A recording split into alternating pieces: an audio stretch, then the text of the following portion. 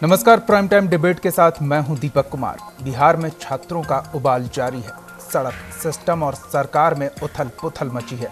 बीएसीबी कार्यालय को सील कर दिया गया। सड़कों पर छात्रों का हंगामा है। बोर्ड अध्यक्ष आनंद किशोर सवालों के घेरे में हैं। शिक्षा मंत्री बचते नजर आ रहे हैं। सवाल ये कि इन बच्चों के सवालों का जवाब कौन देगा। लाखों छात्रों के भविष्य के साथ खिलवाड़ हुआ है। गणेश की उम्र का घोटाला भी सिस्टम की ही देन है। बस भुगतना छात्रों को पड़ रहा है। जो फेल हो गया वो भी भुगत रहा है, जो टॉप कर गया वो भी सलाखों के पीछे है। हमारा सवाल ये है कि जब पूरा का पूरा सिस्टम दोषी है तो सिर्फ गणेश पर गाज क्यों?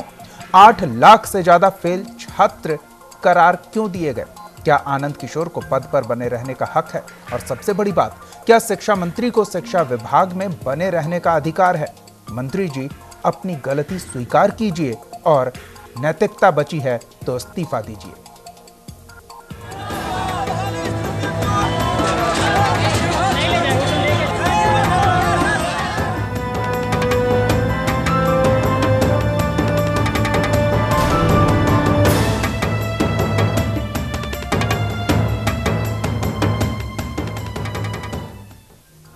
बिहार में हाहाकार मचा है जब पूरा का पूरा शिक्षा व्यवस्था ही फेल हो गया। तो मंत्री जी को पद पर बने रहने का क्या अधिकार है? ये रिपोर्ट देखिए।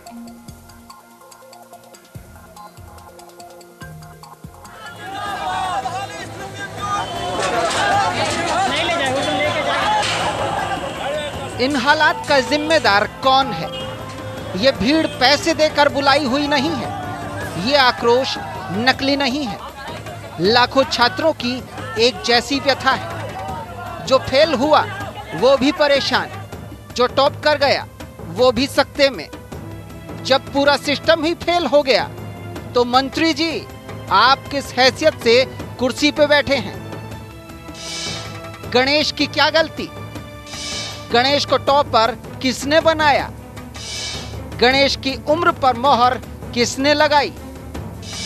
क्या गलती उस सड़े हुए सिस्टम की है जिसने गणेश को टॉपर बनाया?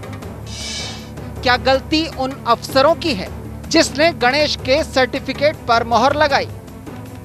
याद कीजिए मंत्री जी, आप ही ने गणेश का बचाव किया था। क्या खुद की खामी छुपाने के लिए आपने ऐसा किया था? गणेश तो सलाखों के पीछे चला गया, लेकिन गणेश भी इसी सड़ी हुई व्यवस्था की उपज है। लिहाजा छात्रों के सवाल जायज हैं, गणेश की मजबूरी जायज है और हमारे सवाल जायज हैं। 8 लाख से ज्यादा छात्रों पर गाज क्यों गिराई मंत्री जी? कड़ाई पर तो ध्यान दिया, पढ़ाई पर ध्यान क्यों नहीं दिया मंत्री जी? जब पूरा शिक्षा सिस्टम दोषी तो आपका इस्तीफा क्यों नहीं? मंत्री जी, गलती स्वीकार कीजिए और इस्तीफा दीजिए।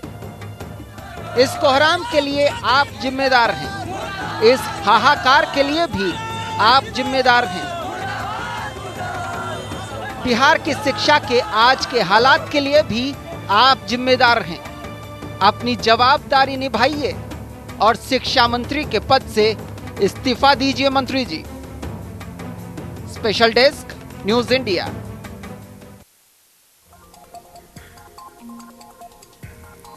शिक्षा के जिस लचर सिस्टम की बदौलत हम शिक्षा मंत्री का इस्तीफा मांग रहे हैं, या बच्चे जो नारेबाजी करते हुए इस्तीफा मांग रहे हैं, उसका एक कारण शिक्षा का सियासी कॉकटेल भी है। ये रिपोर्ट देखिए।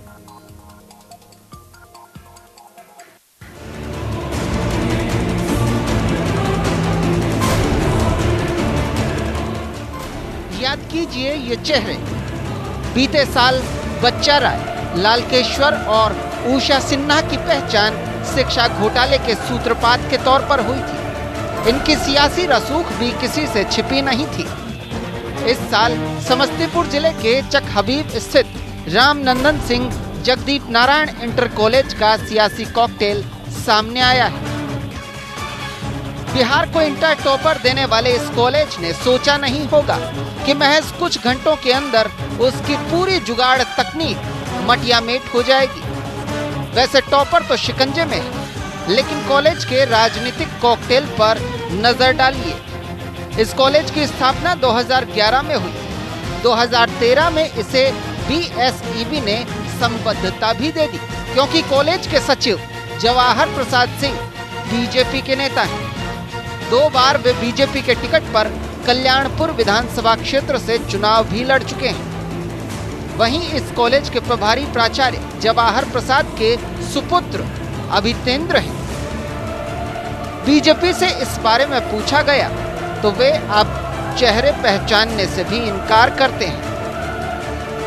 ये कितनी शर्मनाक घटना है इस सरकार के लिए। लगातार 2 सालों तक जो टॉपर हैं वो फर्जी साबित हुआ, इतनी कवायद जीरो साबित हो गई।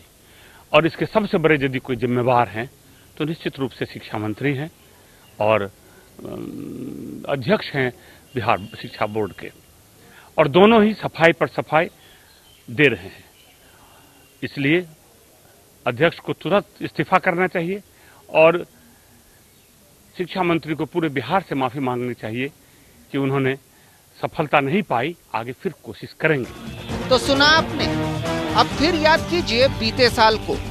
बच्चा राय हो या फिर लालकेश्वर प्रसाद, कोई आरजेडी से जुड़ा था तो कोई जेडीयू से। तो क्या राजनीतिक पहुंच के जरिए ही ऐसे खेल खेले जाते रहे हैं? खैर, सियासत पर आंच आई तो सत्ता पक्ष ने कह दिया, दोषी किसी भी पार्टी से क्यों न जुड़े हों, सजा जरूर होनी चाहिए। कल जब मीडिया ने ब्रेकिंग इसको किया तो सबसे पहले हमारे दल ने धन्यवाद दिया मीडिया को कि धन्यवाद संज्ञान में लाने के लिए। जो भी दोषी होगा हम कार्रवाई करेंगे। हमारे दल ने कभी भी, हमारी सरकार ने कभी भी गणेश के मेघा पे प्रश्न नहीं उठाया, लेकिन उसकी जांच की गई। तब भी जांच में पता चला कि उसकी उम्र उसने छुपाई है। इसको भी हमने कदाचार माना और आज वो जेल के पीछे है। अधिकारियों का दोष तय होना बहुत जरूरी है। वैसे इंतजार अब ये है कि क्या कानून का डंडा रसूखदारों पर भी चलेगा और क्या बिहार के भविष्य के साथ खेलने वाले सियासतदान बख्श दिए जाएंगे। बड़ा सवाल, आखिर ऐसे शिक्षा तंत्र में बिहार की जिस प्रतिभाओं को कहीं न कहीं दबाने की कोशिश की गई है, क्या उसके खिलाफ आवाज बुलंद होंगे और क्या ऐसे लोगों के खिलाफ सख्त कार्रवाई भी होगी। कैमरामैन अकबर अली के साथ अमित कुमार, न्यूज इंडिया, पटना। चलिए, तो इसी मुद्दे पर हम बात करेंगे। हमारे साथ हमारे संवाददाता अमित कुमार जुड़ चुके हैं, साथ ही आरजेडी नेता सनोज यादव जी जुड़े हुए हैं, यूथ कांग्रेस प्रदेश अध्यक्ष कुमार आशीष जुड़े हुए हैं। आप सबका स्वागत है। सबसे पहले अमित, ये जो सियासी कनेक्शन एक बार फिर सामने आ रहा है, उसके बारे में और क्या कुछ जानकारियां मिल पा रही है? देखिए दीपक, सबसे अहम है कि ये बिहार का सवाल है, ये बिहार के भविष्य का सवाल है, ये उन छात्रों का सवाल है। लेकिन सीधे तौर पर अगर हम बीते कुछ साल की चीजों को देखें और इस बार के जो रिजल्ट आए हैं और जो टॉपर्स का मामला आया है, जिस तरह सियासी गलियारों में एक दूसरे के ऊपर आरोप प्रत्यारोप हुई, यानी एक होड़ जरूर मची। यानी छात्रों के भविष्य को कैसे संभाला जाए, उससे ज्यादा कहीं न कहीं इस मुद्दे को लपकने की होड़ मची। और यही वजह था कि कोई किसी पर आरोप लगा रहा था तो कोई दलित कार्ड खेल रहा था। लेकिन ये साफ है कि भले कुछ लोग जो सामने अभी आए हैं, कुछ लोगों की भले गिरफ्तारी हुई है या कुछ लोग और गिरफ्तार किए जाएंगे, लेकिन दीपक सबसे बड़ा सवाल है कि क्या पर्दे के पीछे इस पूरे मामले को लेकर जो बड़े रसूख वाले लोग हैं, जिनका कहीं न कहीं इस पूरे ये जो तंत्र में, जो एक सिस्टम में, इसे आप एक कोड कह सकते हैं कि जो फैल रहा है, आखिर उसको रोकने को लेकर किस तरह की कार्रवाई होगी। जी बिल्कुल, ये बड़ा सवाल है कि किस तरह की कार्रवाई होगी, लेकिन उसके लिए ये पता करना होगा कि गलती किसकी है। हमारे साथ बीजेपी नेता प्रोफेसर अनिल यादव भी जुड़ चुके हैं। आप सबका स्वागत है। पहले सनोज जी के पास चलते हैं। सनोज जी, इंटरमीडिएट का रिजल्ट सामने आया है, क्या कोई गलती हुई है, कहीं कुछ गड़बड़ी है, और अगर है तो जिम्मेदार कौन? सनोज जी, क्या आप हमें सुन पा रहे हैं? चलिए, कुमार आशीष हमारे साथ जुड़े हुए हैं। आशीष जी, क्या आप तक आवाज पहुंच रही है? हाँ, नमस्कार। आपसे भी वही सवाल आशीष जी, क्या कोई गलती हुई है? अगर हुई है तो जिम्मेदार कौन? देखिए, जिस पैमाने पर विपक्ष के द्वारा ये हो हल्ला मचाया जा रहा है, जिस तरीके से दिग्भ्रमित करने का काम किया जा रहा है युवाओं और छात्रों को, उस पैमाने पर गड़बड़ियां नहीं हुई है।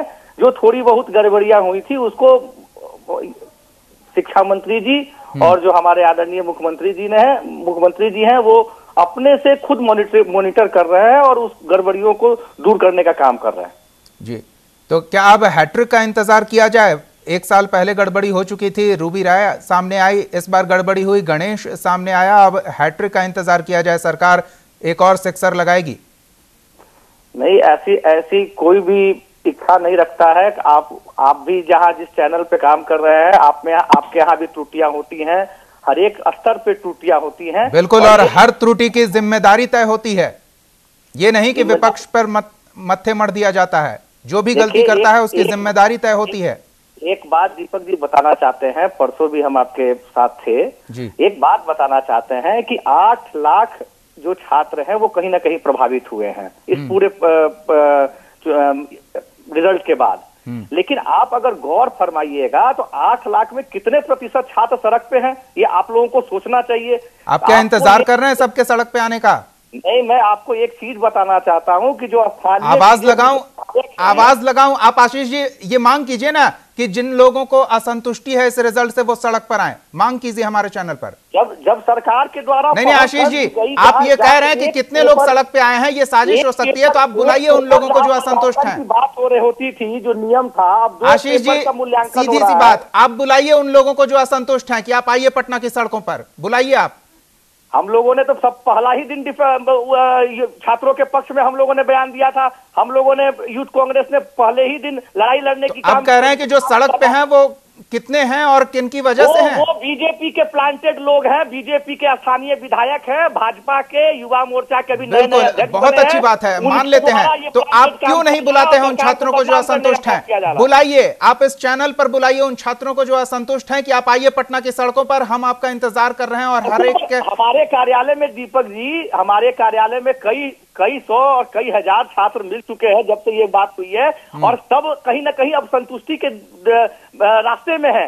8 लाख में कई हजार मिल चुके हैं। देखने वाली बात होगी कि कांग्रेस कार्यालय में ऐसे कितने लोग हैं जो एक दिन में कितने छात्रों से मुलाकात कर लेते हैं। अनिल जी के पास चलते हैं। अनिल जी, पिछली बार तो आपने कहा जेडीयू की साजिश है, सत्ताधारी दल के सदस्यों ने मिलकर यह घपलेबाजी की है, लालकेश्वर को सलाखों के पीछे पहुंचा दिया गया। लेकिन इस बार अब बीजेपी का नाम सामने आ रहा है कि सरकार को बदनाम करने के लिए बीजेपी ने अपने नेताओं का इस्तेमाल किया और ये बड़ी साजिश रची। ये बहुत ही दुर्भाग्यपूर्ण है और आपको आश्चर्य होगा यह सुनकर। ये हैट्रिक की बात आप दीपक जी बोल रहे हैं ना, मैं तो कह रहा हूँ हैट्रिक लग गया। 2015 में जिस तरह से नकल करवाए गए थे, अंतर्राष्ट्रीय नकल था वो, अंतर्राष्ट्रीय स्तर का। आज तक वैसा नकल किसी देश में, किसी राज्य में लोगों ने देखा नहीं होगा। वो नकल हुआ था इसी सरकार में। और 2014 इस बार की बात करें तो अनिल जी, अरे वो मैट्रिक परीक्षा में जो नकल हुई थी, जो स्पाइडरमैन की तरह लोग बिल्डिंग में चढ़ रहे थे और नकल करवा रहे थे मैट्रिक बोर्ड की परीक्षा में, उसकी मैं बात कर रहा हूँ। ये 2015 की है। और उसके बाद फिर 2016 में लालकेश्वर और परमेश्वर आ गए। आपने सीटी का वो टॉपर घोटाला था, जिसने जिस सब्जेक्ट में परीक्षा दिया था उस सब्जेक्ट का वो लड़की नाम तक नहीं बता पा रही थी। पॉलिटिकल साइंस को प्रूडेंशियल साइंस बोल रही थी। और इन लोगों ने कहा कि परीक्षा में बहुत सही ढंग से लिया हूं और जो गलत किया है उसको मैं सजा दे रहा हूं। ये दुर्भाग्य है बिहार के। और आज फिर 2017 में फिर एक टॉपर आया और वो गणेश जी आ गए। जिस गणेश अनिल जी आपने जो शब्द कहा है उसे बकौल सत्ताधारी दल के सदस्यों के सुधार दें। जो आया नहीं है, बीजेपी द्वारा लाया गया है। ये बोलने के लिए वो कुछ भी बोल सकते हैं ना। मैं तो बोल रहा हूँ कि वो कुछ भी बोल सकते हैं। मैं जो बोल रहा हूँ उसको सुना जाए ना। बिल्कुल। कि जो गणेश जी आए हैं, उस गणेश जी का आनंद किशोर जी प्रेस कॉन्फ्रेंस करके कहते हैं कि उसके मेधा में कोई कमी नहीं है, उसने फ्रॉड किया है अपने उम्र में। आश्चर्य मुझे लगता है कि विद्यालय परीक्षा समिति का अध्यक्ष जो खुद एक आईएएस अफसर है, पटना का कमिश्नर भी है, और वो एक बच्चे का, एक वैसे आदमी का मेधा जज कर रहा है और कहता है कि उसके मेधा में कोई कमी नहीं है। मैं पूछना चाहता हूं आनंद किशोर जी से और बिहार सरकार के शिक्षा मंत्री से कि जिसने म्यूजिक में परीक्षा दिया है, उस व्यक्ति के पास म्यूजिक की कोई योग्यता नहीं है, वो कोई वाद्य यंत्र नहीं बजाना चाहता, वो कुछ गाना नहीं जानता, ऐसे स्थिति में म्यूजिक में उसे उतने मार्क्स मिले कैसे? बिल्कुल, ये तमाम सवाल है अनिल जी जिनका जवाब तलाशा जाना है। लेकिन उसके बाद आनंद किशोर जी कहते हैं कि उसके मेधा में कोई कमी नहीं है। मैं तो यही कहूंगा कि उस छात्र के मेधा में कमी नहीं है। आज मेधा में कंपनी बिहार विद्यालय सेवा बिहार विद्यालय परीक्षा समिति के अध्यक्ष और शिक्षा मंत्री में है। मुख्यमंत्री मत से पहले इस घोटाले को ध्यान में रखकर कई चैनलों पे कह चुका, ये इतना बड़ा अपराध हुआ है। छात्रों के साथ 8 लाख छात्र फेल कर गए, ये छात्रों के साथ अपराध हुआ और इसके बाद इस तरह से ये टॉपर आए, ये और अपराध हुए और उसके बाद आप कहते हैं कि सब चीज ठीक है, मेधा में कहीं कोई कमी नहीं है। मैं तो कहता हूं कि इतना बड़ा अपराध यदि बिहार परीक्षा समिति ने किया है और उसके चेयरमैन यदि आनंद किशोर हैं और शिक्षा मंत्री यदि कांग्रेस के अध्यक्ष हैं, तो मैं तो मुख्यमंत्री से अपील करता हूं कि आपने कहा था कि हमारे शासन में न किसी को फंसाया जाएगा न किसी को बिल्कुल अनिल जी, आपने सारी बातें कह दी, सारे सवाल रख दिए, लेकिन उस सवाल का जवाब नहीं दिया जो बीजेपी से पूछा जा रहा है कि ये साजिश क्यों रची गई बिहार सरकार को बदनाम करने के लिए। बीजेपी नेताओं का इस्तेमाल किया गया, ये फ्रॉड को सामने लाया गया और पूरी तरह से बीजेपी ने लोगों को, जनभावना को भड़काने के लिए ये साजिश प्रायोजित की थी।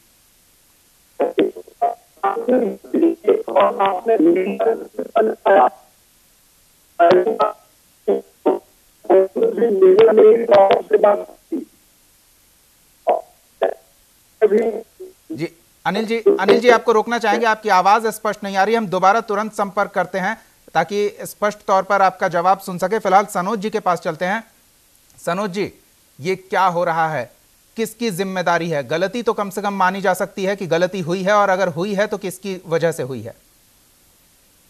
देखिए दीपक जी, गलतियों के सवाल पर सरकार जो है गंभीर है और सरकार जो है लगातार गणेश को भी मतलब कि गिरफ्तार मतलब करके उनसे पूछताछ जारी है। कोतवाली थाना में सीनियर एसपी ने सारी पहलुओं पर जैसे की जांच की, उसी जांच के क्रम में, उसी पूछताछ के क्रम में आज जो है जैसे कि संजय कुमार जो मतलब कि मास्टरमाइंड है इस घोटाले का, तो मुसल्लेपुर से कोई संजय व्यक्ति का भी गिरफ्तारी हुई है। तो आम सुराग प्रशासन के पास मिला है और उसे पूछताछ के बाद ही सारे जो इसमें घोटाले में जो भी आरोपी होंगे या स्कूल बीमार होंगे या इसके पीछे मतलब कि कौन कौन सा पर्दे के पीछे से किन किन नेताओं की साजिश है, वो सब तुरंत ही जल्द ही मतलब कि खुलासा भी प्रशासन करेगी। लेकिन हम बताना चाहते हैं कि जिस तरह से बोर्ड अध्यक्ष इंटर के जैसे 3 दिन के बाद जो काम होता है और बोर्ड के मतलब खुलासे करते हैं और उसके बावजूद भी बीजेपी के नेताओं के द्वारा मतलब के छात्रों को मतलब जिस तरह से मतलब कि भड़काया गया और जिस तरह मतलब सड़क करने का मतलब कि उठाया गया, इसे बिहार की माहौल जो है बीजेपी के नेताओं के द्वारा बिगाड़ा जा रहा है। हमारी सरकार में गठबंधन की सरकार जो है छात्रों के भविष्य के लिए गंभीर है और छात्रों के इंसाफ दिलाने की दिशा में गंभीरता और शिक्षा मंत्री नीतीश कुमार जी, तेजस्वी यादव जी काम कर रहे हैं। लेकिन निश्चित तौर पे जो दोषी होंगे, जो पूर्व में भी आपने देखा होगा कि जो दोषी थे ललकेश्वर राय जी हो या बच्चे राय जी हो, यूसुफ जी हो, वो सलाखों को पीछे है। तो सरकार किसी को भेदभाव नहीं करते, किसी को बचाने का काम नहीं करती है। जो सरकार के बदनाम करेगा, जो सरकार को बदनामी के करार पर ले जाएगा। सनोज जी, क्या अशोक चौधरी से विभाग नहीं संभल रहा? को पीछे में हम लोग पहुंचाने का काम करेंगे और निश्चित तौर पर मैं आगाह करूंगा बीजेपी के नेताओं से कि ऐसे ये गंभीर मामले हैं, इसमें राजनीति नहीं होनी चाहिए। बिल्कुल नहीं होनी चाहिए सनोज जी, राजनीति नहीं होनी चाहिए। इसीलिए सत्ताधारी दल के सदस्यों ने पहले कहा कि दलित की वजह से परेशान किया जा रहा है गणेश को, उसके बाद कहा कि कोई गड़बड़ी नहीं है, मेरिट लिस्ट पुख्ता है। दलित के हित ऐसी कभी भी बीजेपी के नेता लोग नहीं रहे। उत्तर प्रदेश में जिस तरह से दलितों पर अत्याचार हो रहा है, हत्याएं हो रही है, ये तो रणनीति के हिस्सा है बीजेपी का। वोट बैंक की राजनीति खेलना चाहते हैं। छात्रों के भविष्य के साथ बीजेपी के नेता खिलवाड़ नहीं करे। महागठबंधन की सरकार निश्चित तौर पर इस पर गंभीर है और छात्र को जो 8 लाख बच्चे जो फेल हुए हैं उनकी इंसाफ दिलाने के दिशा में सरकार काम कर रही है और निश्चित तौर पर बच्चे को इंसाफ हम लोग देंगे। और किस तरह से देंगे सनोज जी? उसका मतलब जांच होगा, मूल्यांकन होगा और जांच में जो लोग दोषी पाए जाएंगे ऐसे लोगों पर कार्रवाई होगी। बच्चों को कैसे इंसाफ मिलेगा? बच्चों को इंसाफ मिलेगा जब जांच होगी दीपक जी। जांच के बाद कॉपी जो मूल्यांकन होगा, अब मूल्यांकन में जब सही पाए जाएंगे तो उनको नंबर जो होगा उसको दिया। सनोज जी, बिहार की शिक्षा व्यवस्था की ये स्थिति कर दी गई है कि कोई मूल्यांकन करने लायक नहीं है। अगर मूल्यांकन करने लायक कोई रहता तो ये गलती होती क्यों? ना ठीक है दीपक जी, मैं आपकी बातों से कुछ सहमत हूँ, लेकिन सवाल ये होता है कि जो सिस्टम जो कुछ गड़बड़ है तो उसको धीरे धीरे ही सुधार आदमी सरकार। अब बीजेपी के नेता ही बताइए दीपक जी क्या चाहते हैं?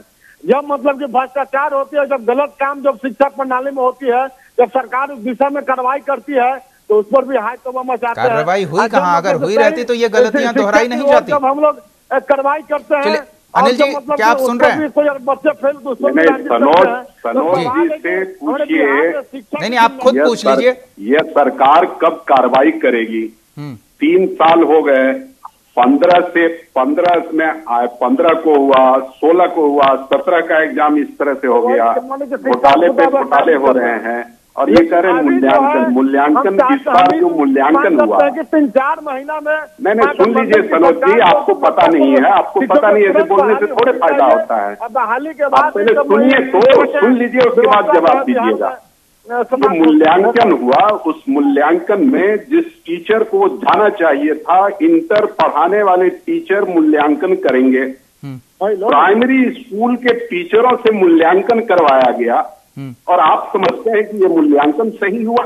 अनिल जी, इसमें तो कुछ नहीं कहा जा सकता है क्योंकि बीएसईबी अध्यक्ष आनंद किशोर ने कहा था कि उन्हीं शिक्षकों से मूल्यांकन कराया गया है जो संबंधित विषय में पोस्ट ग्रेजुएट की डिग्री हासिल कर चुके हैं।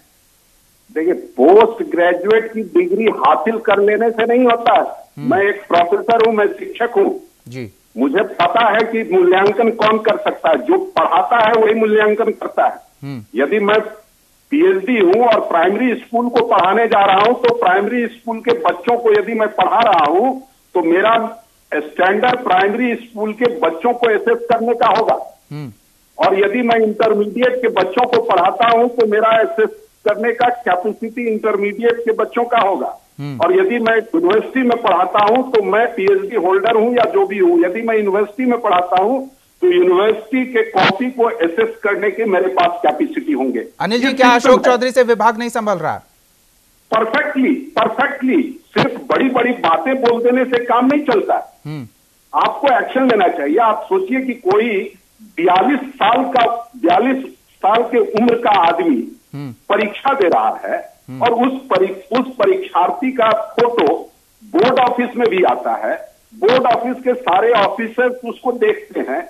बाद में आप रिजल्ट बनाते हैं तो रिजल्ट में भी बच्चे का फोटो रहता है। उस बच्चे का फोटो जो कि 42 साल की उम्र का है और वहां पे उसका एज, डेट ऑफ बर्थ लिखा हुआ है। आप कैसे नहीं समझ सकते हैं? आप किसी भी आदमी को वो फोटो दिखा दीजिए, वो कह देगा कि 18 साल का नहीं है। बिल्कुल, कभी कभी दृष्टि भ्रम भी हो जाता है। आशीष जी, क्या अशोक चौधरी जी से विभाग नहीं संभल रहा? अशोक चौधरी जी ने तो एक नई शुरुआत की है। वैसा शुरुआत जो बिहार में एक कई दशक के बाद ये शुरुआत हुआ है, कड़ाई से एग्जामिनेशन। कभी दूसरे राज्य में जब आप जाइएगा भारत में, अशोक चौधरी जी को आप जितने अच्छे से पहचानते हैं उससे ज्यादा अच्छे से मैं पहचानता हूँ। मैं जानता हूँ अशोक चौधरी का क्या स्टैंडर्ड है। अब तो आपके अध्यक्ष हैं इसलिए आप नहीं बोल पा रहे हैं और बिहार के तमाम लोगों के वो शिक्षा मंत्री हैं। चलिए, वक्त हमारे पास नहीं है, सभी की प्रतिक्रिया आवश्यक है। सनोज जी, आपकी भी प्रतिक्रिया चाहेंगे इसी सवाल पर, क्या अशोक चौधरी से विभाग नहीं संभल रहा? सनोज जी, क्या अशोक चौधरी से विभाग नहीं संभल रहा? जी दीपक जी, सवाल दोहराया जाए एक बार। क्या अशोक चौधरी से शिक्षा विभाग नहीं संभल रहा?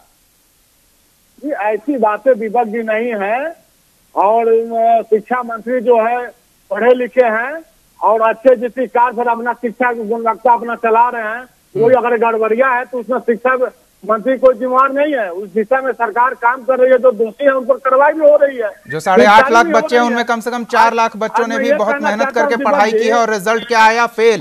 जो उम्र के, देखिए शिक्षा पाने के लिए गुणवत्ता के लिए कभी कोई उम्र सीमा कोई तय नहीं होती है।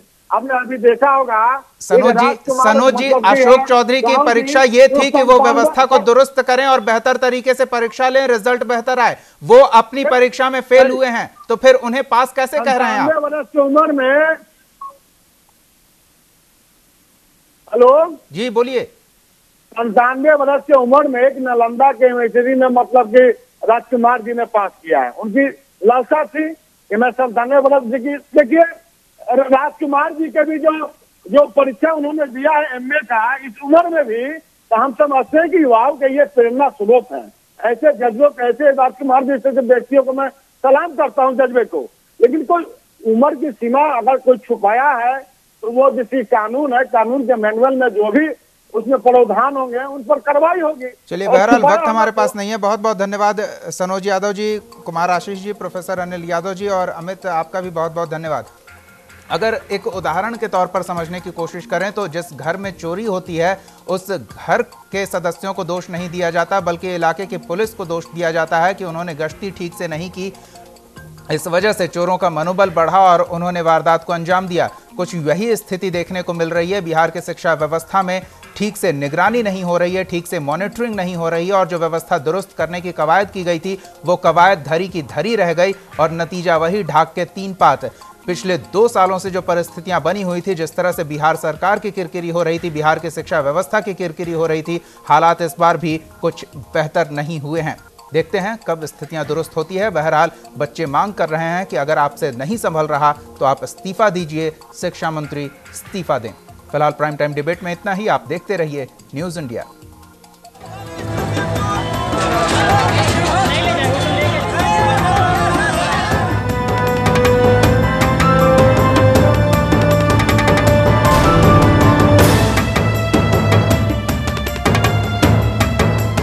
आप हमारे चैनल को YouTube पर सब्सक्राइब कर सकते हैं न्यूज़ इंडिया निम्स पर।